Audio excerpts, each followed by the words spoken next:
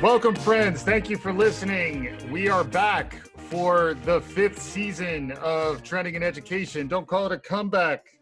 We've been here since September of 2016, and I'm super jazzed about the season that's about to begin, and I couldn't be happier to be doing it with my two colleagues and partners in fun, Melissa Griffith and Dan Strafford. Melissa, welcome back to Trending in Education. Thanks for having me back. I have a question for you. Yeah. Dan more fun or me more fun? I think it's like a choose your own fun adventure. We all find fun in our own ways, and we all are providing our own unique brands of the fun and the funny, and also the informed, and the learned and the earnest, all that kind of stuff. All the good adjectives we're providing them. Well, I've missed podcasting with Dan, so I'm glad I'm getting to do an episode with him. Nice. Dan, welcome back. You're one of the OGs. You remember doing this back in 2016, back in the day. I do. Crazy how our little baby here is growing up so much over the years. Mike, one, congrats to you for the run you've had of doing this on your own. Great episode over the past year. The conversations we've had over the years tie into the topic we're talking about today. I think the thing we've done really well over the years is take the parallels, take the things that are on the outside and bring them in. And I think that's what today's topic does really well as well. Yeah. So with no further ado, today's topic is the Gartner hype cycle. So the Gartner hype cycle 2020, Gartner hype cycle, something we've been covering since we started, really. It comes out every year, late August, and it did come out in late August again this year. It's a summary of some of the more recent trends in emerging technologies. And then the hype cycle itself goes through these phases, which are mapped to a curve. And that's part of the whole story of the hype cycle. So that's how we got started.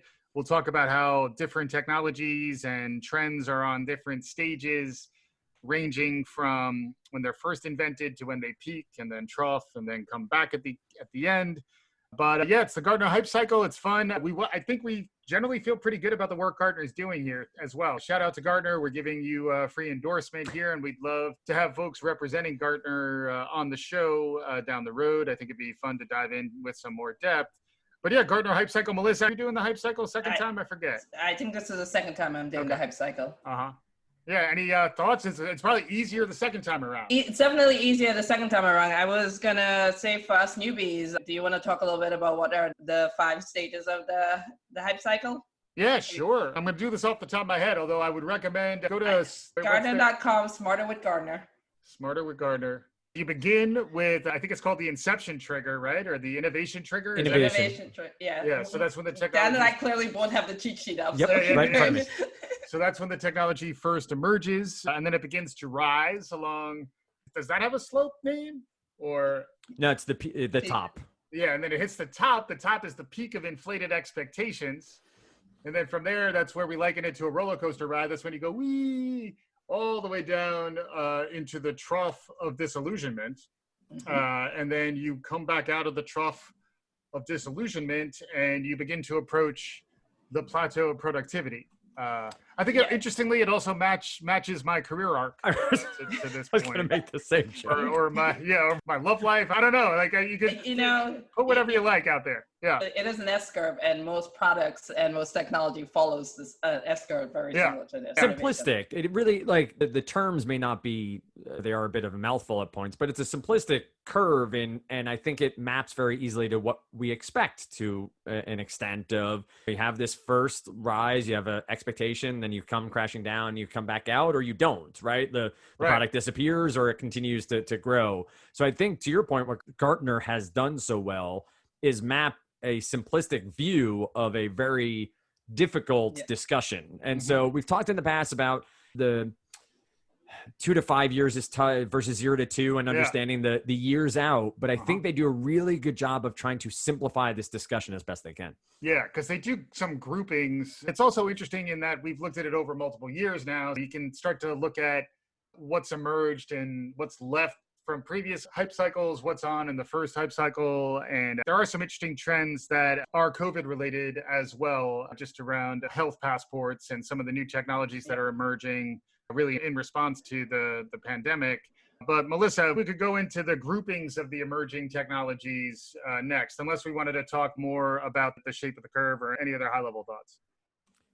The only thing I'd take away quickly for me is how they track things year over year. We've done it. Like we've talked about, smart dust is one that always comes up when we discuss it, and how things drop off and when they drop off. So having someone from Gartner on to explain even further in depth, that I think would be great to understand year over year and how that process works. It's on their website. It's a dense read, but I think that's an interesting juxtaposition from year over year as well. Makes sense. Yeah, the only thing I would add is I think we've covered this already. For a long time, just even tracking trends and how you track trends. And when you start saying something is emerging in 2015, people start to get bored of it. This is a good way to look at it because you realize that things are following a pattern before they arrive. And I think you're going to see, and I'm sure Gartner's going to talk about it a lot in their trends, is that COVID has accelerated a lot of trends. A lot of things that have hit the less than 2 years away have been accelerated by the pandemic. Yeah, and it's a related point, I think, and I don't know, this would be an interesting question for Gartner, but also for us to think about, is part of why those COVID-related trends are moving so fast is that there's been a ton of focus, a ton of capital, a ton of resources applied to those things. That is at a cost of what else could those resources have been spent on.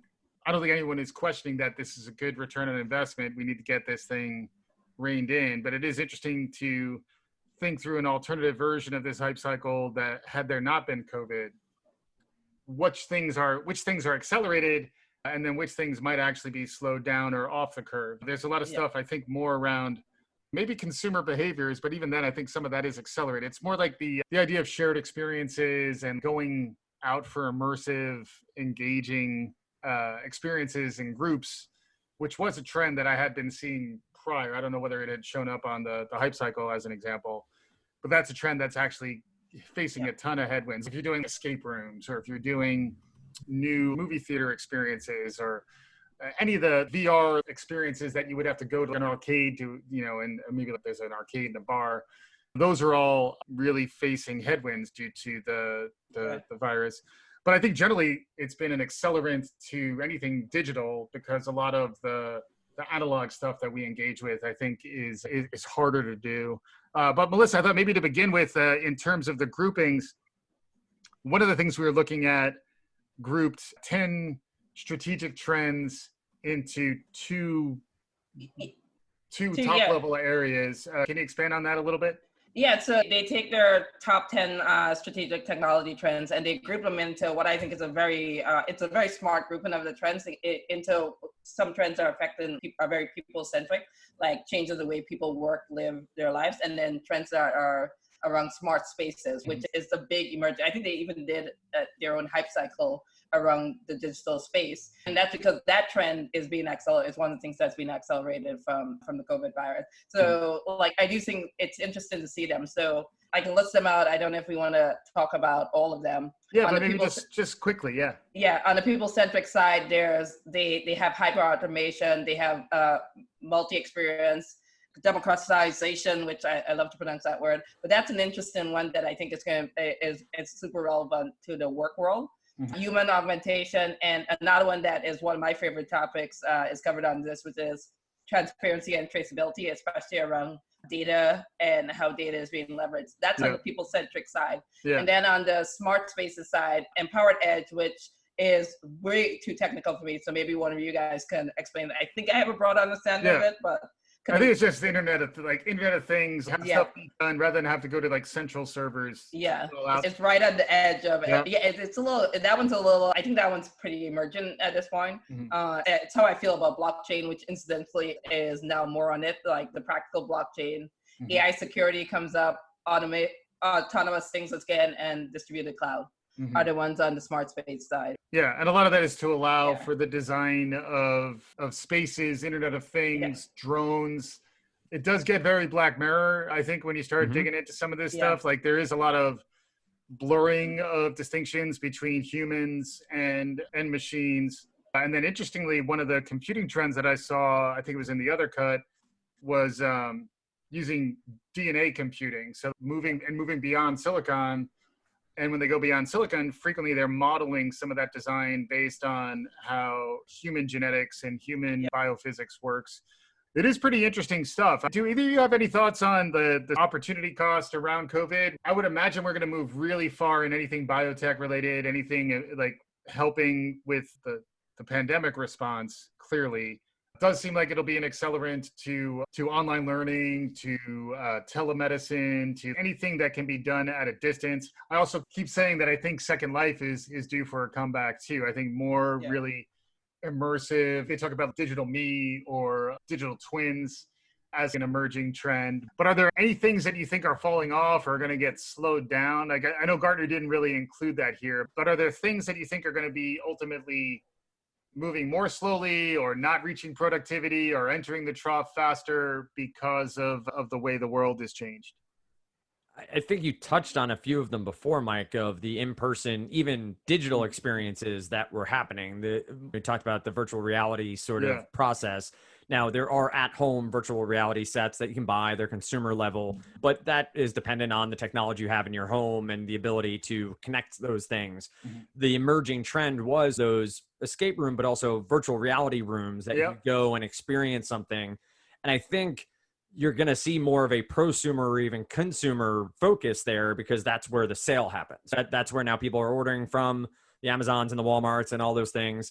So you may see almost a technology decline there because they're not investing on the high end. They're not investing in that high end experience that someone is going to pay for at a place or with a group or with a corporate outing. They're buying the consumer level that doesn't need to be as good. It can still surprise and delight, but at a much cheaper level. So I think the higher end of some of these in-person connected technology things will take a back seat to the consumer, like to reaching out to the individual or the family, let's say at home, who's trying to connect in some way, shape, or form.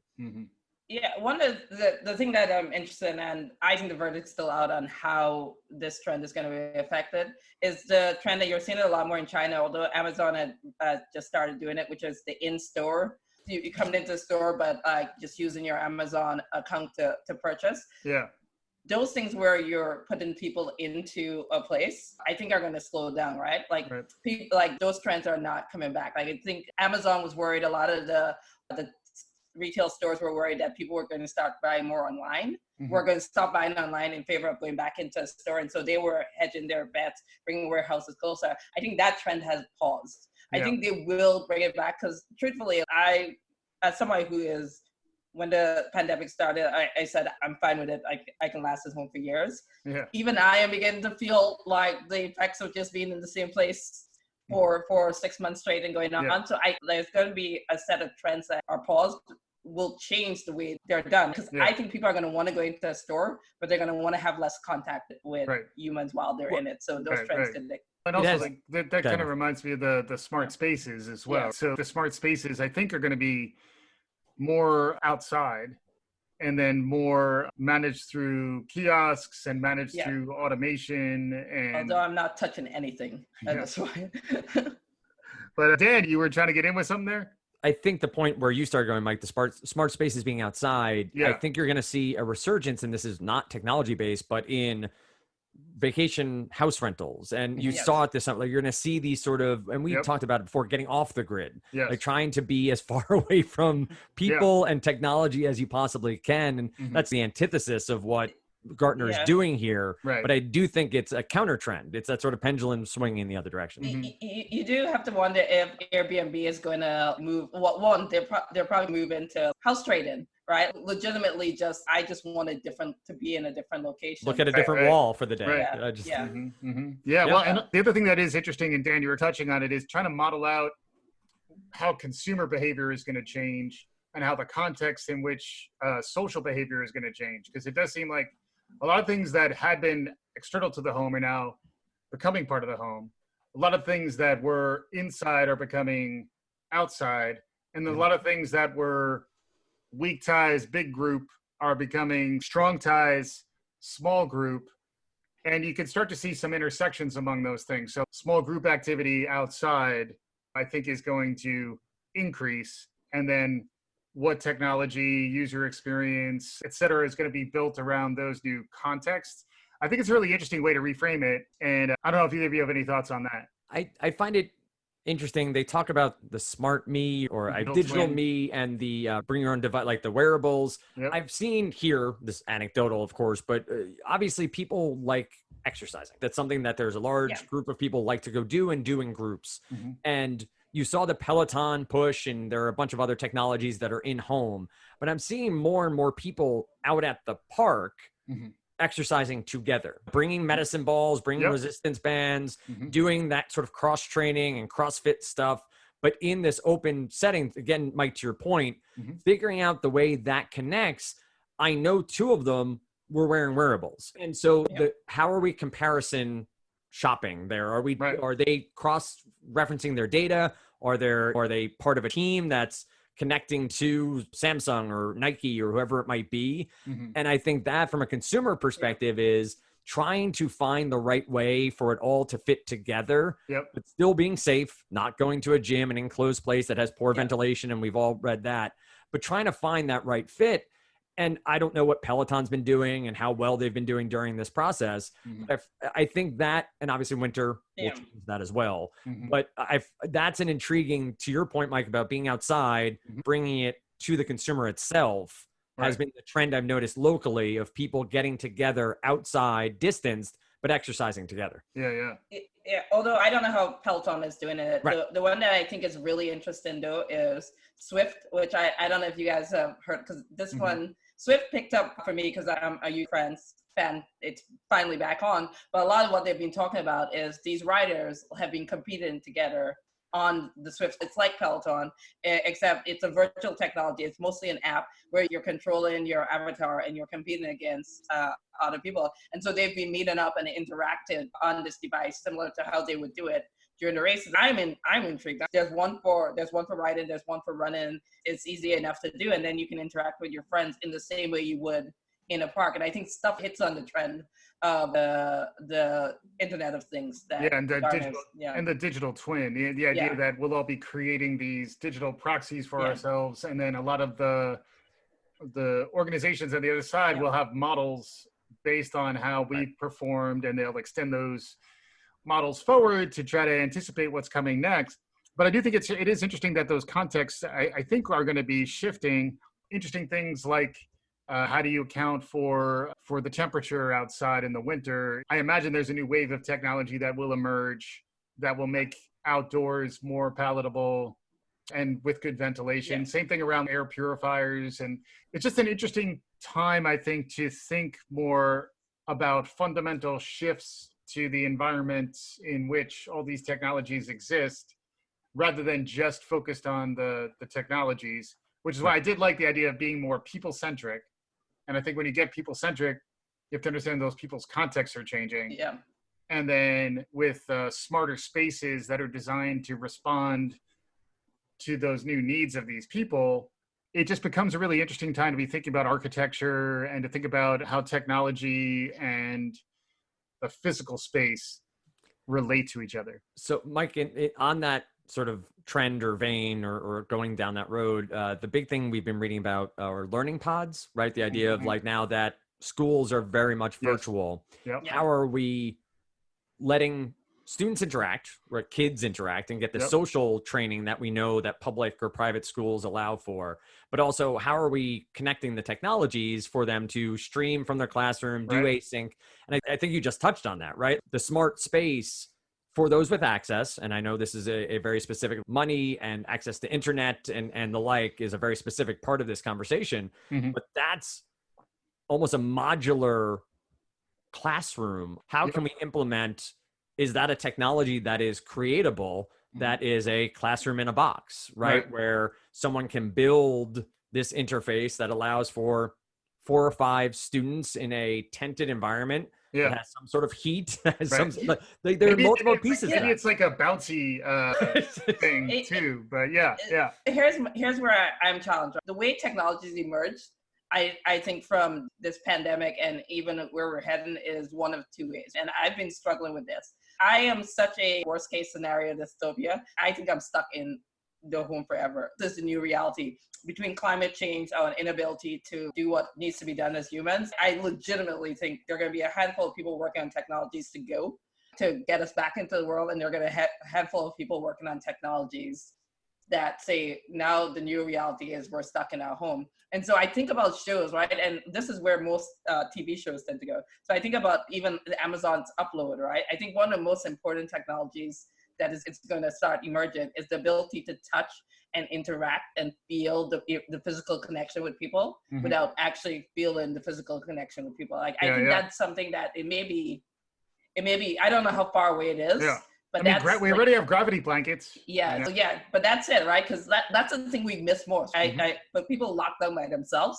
Yeah. I have a handful of friends that have told me they've been legitimately on all the dating apps so that when it releases, the next time the lockdown happens, they're gonna lock down with someone else, which is I mean, the game theory about dating apps to begin with is fascinating. Yeah. But then game theory about dating apps amidst a global pandemic is next level interesting. There's probably, I imagine there are hundreds, if not thousands, of graduate theses, doctoral dissertations. Divorce numbers say differently, Melissa. That's all I'll say. Well, I think it's the grass is always greener, right? Because I think if you are single and by yourself right now, you're like, God, I prefer anyone. And people who are locked in with their spouses are, thank you very much. Right. I think getting back to your point about the pods, Dan, too, like the smaller groups, like you have fewer people to interact with these days. it's less likely you're going to just stumble into a stranger multiple times over the course of the year. And some of those, whether that's a hookup, whether that's just socially, whether that's at a conference, I get to meet someone who I have a conversation that I wouldn't have met otherwise. I think there'll be ways to approximate some of that digitally, and we'll see that start to emerge. But it's like the old Harlow's monkeys, the cloth mother versus wire mother had the milk, cloth mother was soft. The monkeys who had the tactile aspect of the cloth mother were better socially, and they would go over to wire mother to get the milk, but then they would come back to the comfort of cloth mother. So it does seem like technologies, we've joked about this, so maybe it's not totally joking, but like we've talked a lot on when we talk about the Consumer Electronics Show about robots and service related toys and animals that are comforting. That, remember the Aflac duck that was a robot that was used for children in critical care, children in cancer wards. The idea that we as humans have some very fundamental physical components to what we need, and a lot of those are being curtailed in a lot of ways by the pandemic. And then our comfort getting back into them. I have the same thing with a toddler, trying to understand when it's okay to send them back to daycare. He needs the social aspect, he needs to be around other kids, but then there's also the risk of the virus spreading and how it's going to, this whole concept of the second wave. But yeah, we're coming close to time. So I want to make sure we give to any of the interesting trends, macro level that Gartner was talking about. They do reinforce the idea that we're in this crisis of trust, that we don't really trust traditional ways in which things were federated. They believe that algorithmic trust will emerge. That's where a lot of the ways in which blockchain and other emerging technologies can start to win the day back. But I think there's still some risk there where we don't really necessarily trust the AI or the algorithms either. That I thought was a nice insight from them as well. Yeah, you're referring to the transparency and traceability and the trust. I think that one right now is going to be super important with everything that's going on, from politics to the virus to just so much of our data is being like put online. The idea, another trend is the health passport. The health passport. The health passport is going to say a lot about me and my health. Do I trust how that data is governed? Do I trust how it's exposed? What it's used for? And I think we always talk about this when we do it, is to talk about this is talk about Facebook. And are they even now, Facebook just announced that they're making more changes coming out. Is it enough at this point? Because once you lose the trust of the consumer, are you able to, what are you going to do? How transparent are you going to be to get it back? I think. Right. And I'm not sure Facebook's there yet. Which takes me back to the idea of the learning pod, or if the curator, the trusted guide, the Sherpa, if I know 1 to 20, 1 to 30 is the cap, mostly digital, maybe a little pocketed, in person, it's maybe 3 to 5, 5 to 10 for special occasions. If those are the ways in which we're going to come together as humans, how do you design for those contexts? Because it does feel like entirely new categories are going to emerge.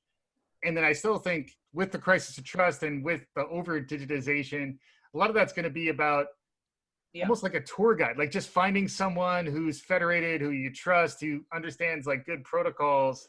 It's just going to help you navigate your life.